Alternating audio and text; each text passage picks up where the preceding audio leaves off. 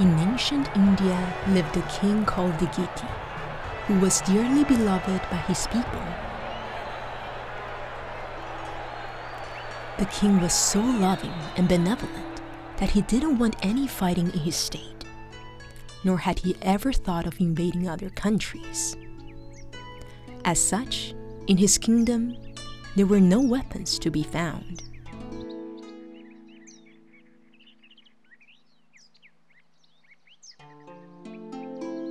But this, however, had attracted the attention of a nearby state, leading its king to covet Dighiti's land.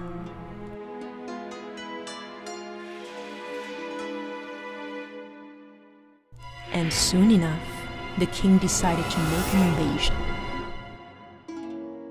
Learning of the news, King Dighiti's ministers suggested that they arm themselves with weapons. But King Dighiti refused.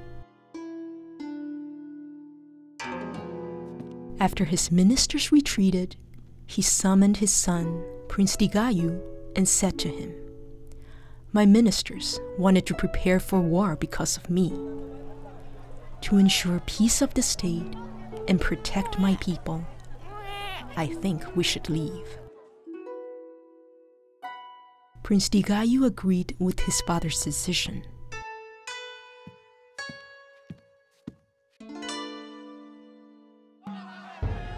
After King Dighiti's departure, his people were both shocked and saddened. Without lifting a finger, the king of the nearby state easily took over King Dighiti's kingdom. But, worrying that King Dighiti would return, the king issued a reward for anyone who could capture him. During this time, King Dighiti and his son had been living in the mountains. One day, they encountered an elderly man. Curious, King Dighiti asked him, "What brought you here?" The man replied, "I'm in debt, so I'm looking for King Dighiti to ask him for help." Hearing that, King Dighiti said in tears, "I'm Dighiti, but I'm not able to help you anymore." The man said, "If I can't pay my debt, my family will starve to death." At that, King Dighiti said to him, "You can tie me up and take me to the king. Then you can claim the reward." The elderly man did what King Dighiti said, and they walked down the mountains. Prince Dighiti secretly followed them to the palace. As soon as the king saw Dighiti, he ordered to behead him in public.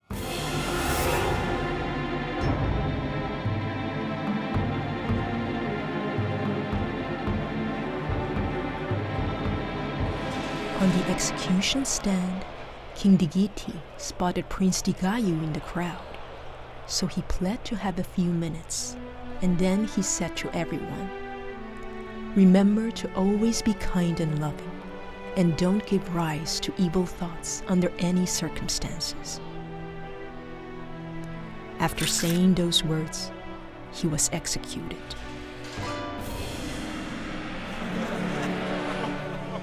Prince Dighiti was devastated.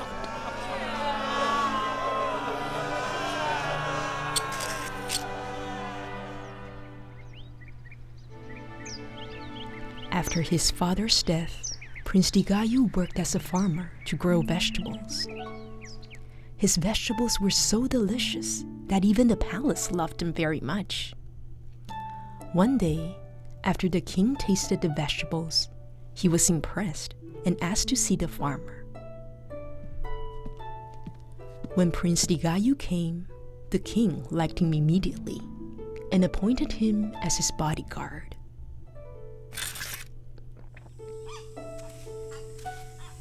One day, the king went hunting and Prince Dighiti followed, but they were lost. Hungry and tired, the king handed his sword to Prince Dighiti and fell asleep on his lap. The prince grappled with the urge to kill the king.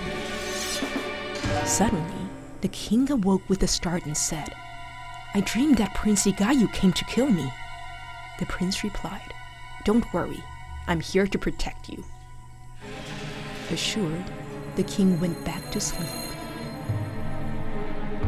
During this time, the prince reflected on what happened to his father and for several times wanted to kill the king. But then he thought of how his father set an example of loving kindness for him to follow, and how the king sleeping on his lap was cruel but lived in fear.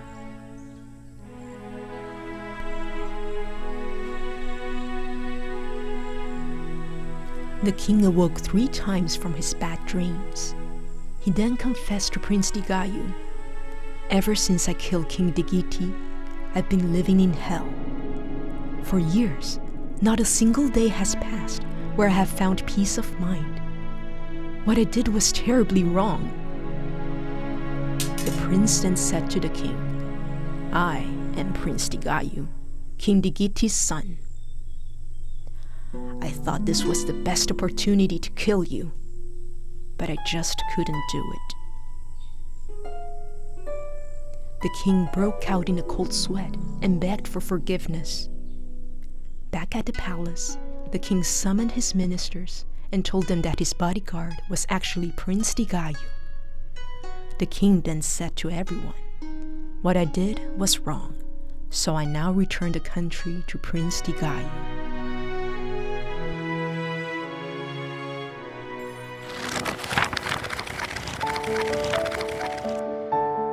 Mind alone creates heaven and hell.